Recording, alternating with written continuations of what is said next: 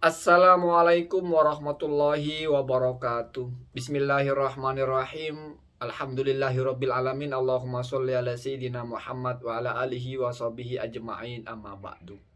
Saya hanya ingin berbicara tentang Al-Quran di bagian yang mudah kita pahami, yaitu berupa fakta bahwa belum pernah kita mendengar ada seseorang atau ada pakar, entah itu pakar arkeologi lah atau entah itu pakar sejarah lah, yang mengatakan telah menemukan Al-Quran dengan sebuah versi.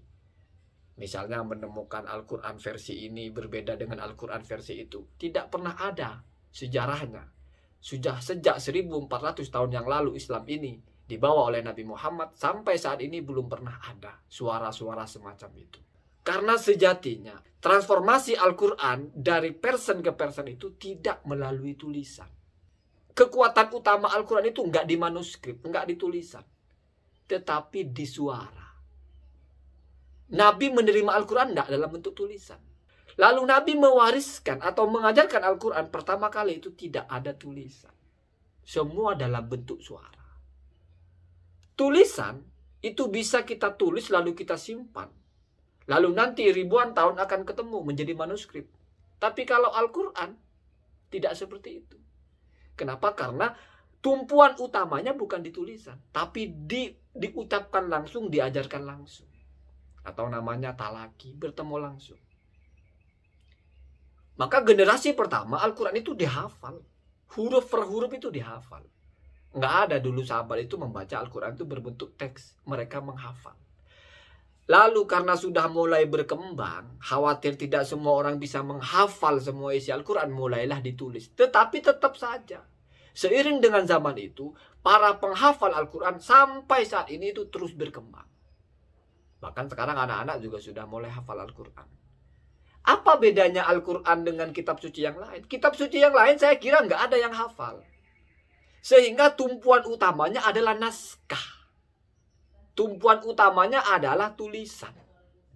Dengan begitu, ketika tumpuan utama adalah tulisan, sangat mungkin ada orang yang menulis, ada orang lain menulis, ada orang lain juga menulis dan berbeda-beda.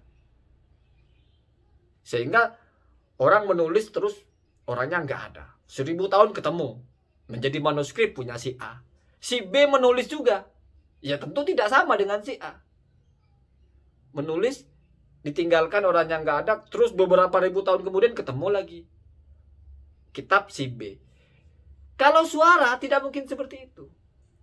Kenapa? Karena sumbernya Nabi mengajarkan kepada para sahabat secara mutawatir. Mutawatir itu penerima yang menyimak itu banyak, bukan 1-2 orang. Lalu dari sahabat ini diturunkan ke bawahnya juga secara mutawatir, sehingga tidak mungkin mereka ini berkong-kali-kong untuk merubah versi itu. Tidak mungkin 100 orang bersepakat atau 20 orang bersepakat untuk merubah sebuah ayat. Kalau yang mendengarkan 1 orang mungkin dia merubahnya. Tapi kalau yang mendengarkan puluhan kan tidak mungkin. Pasti kalau ada yang berbeda dari 10 orang itu atau dari 20 orang itu, ada satu yang mencoba merubah, itu yang lain akan tahu. Kenapa kok tidak sama dengan yang kami dengar, seperti itu ya. Jadi kekuatan dari Islam itu, kekuatan dari kitab suci itu bukan dalam bentuk tulisannya, tapi dalam bentuk ayat-ayat yang ditanamkan di memori setiap generasi atau dihafal. Dan ini tidak akan ada pemalsuan. Ya, saya tidak mau bicara ayat Al-Quran inna nahnu nazzalna dzikra wa inna lahu lahafidun, kalau tidak salah seperti itu. Saya tidak mau mengulas bahwa itu maksudnya Allah akan menjaga dari pemalsuan, enggak. Tidak usah sejauh itu. Cukup secara fakta, sampai 1400 tahun Al-Quran itu turun pertama kali ke bumi, ke Nabi Muhammad maksudnya, belum pernah ada cerita orang mengungkapkan menemukan Al-Quran versi baru. Jadi kita tidak bicara tentang kitab suci orang lain. Kita bicara tentang kitab suci kita sendiri. Kenapa kita tidak menemukan fenomena yang mungkin terjadi di fenomena kitab suci orang lain, di mana akan ditemukan versi baru, ditemukan versi sebelumnya, ditemukan versi. Jadi banyak versinya. Sementara Al-Quran tidak ada versi ya. Semoga ada manfaatnya. Assalamualaikum warahmatullahi wabarakatuh.